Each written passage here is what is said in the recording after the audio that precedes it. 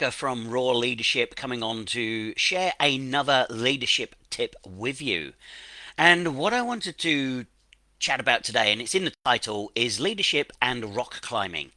And you might think to yourself, what the hell has rock climbing got to do with leadership?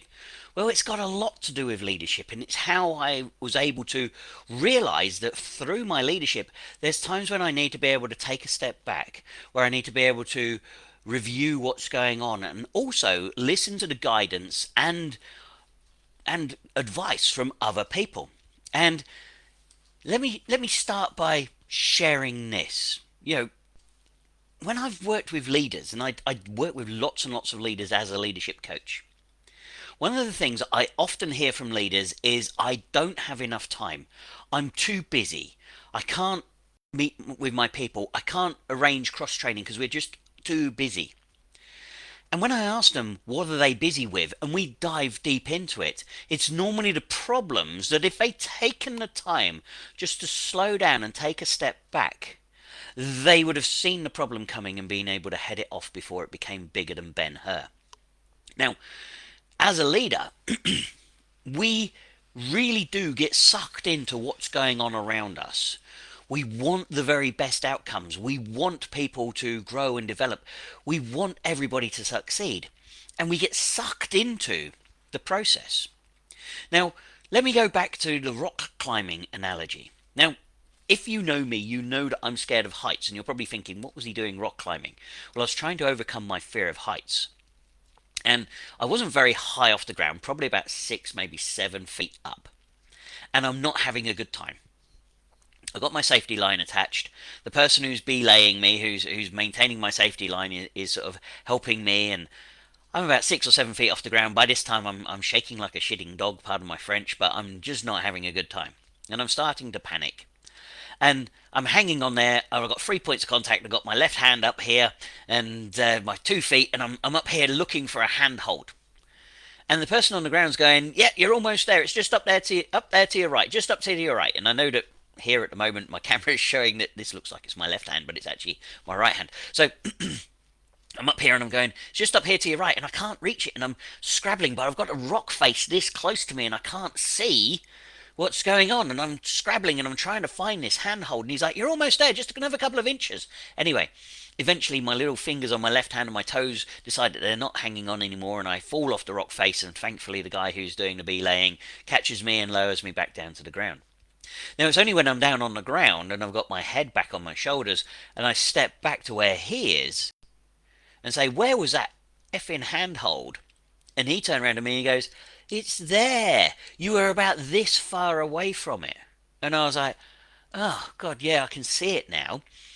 So what did I do? I went back up the climb again, found the handhold really easily, and then managed to finish the rest of the climb. And this is it. As leaders, sometimes we have to stop. We have to take a step back. We have to get that perspective of what's actually going on rather than being deep in the task or deep in the weeds and helping the team get on with it. I say that leadership is a very dynamic thing. It's almost like a dance. I do often liken it to a dance. Because as a leader, we need to be 2 steps ahead. We don't need to be any further than that ahead, otherwise we'll lose track of our team. But we need to just be 2 steps ahead so that we can lead and go, "Right, follow me, it's this way."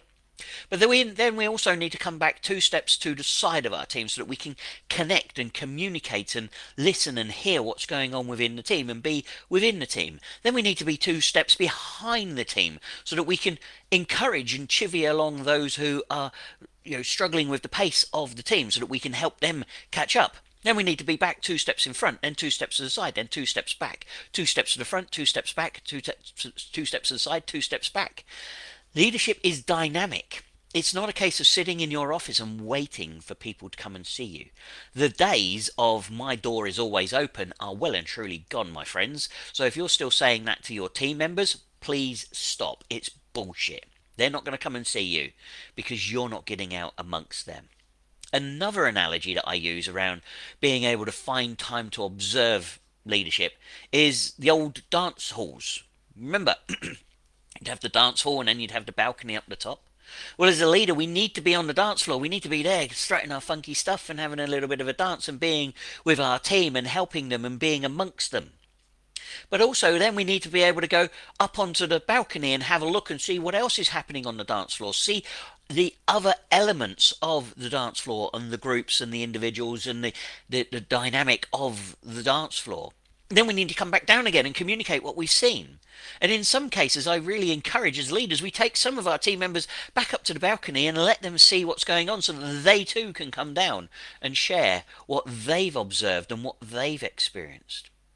So if we are not slowing down, if we are not stepping away from the coalface, if we are not taking time to observe, to listen, to be open to a bigger picture, then we will be busy. Because we will be busy dealing with the problems that have blindsided us because we weren't looking, we weren't aware.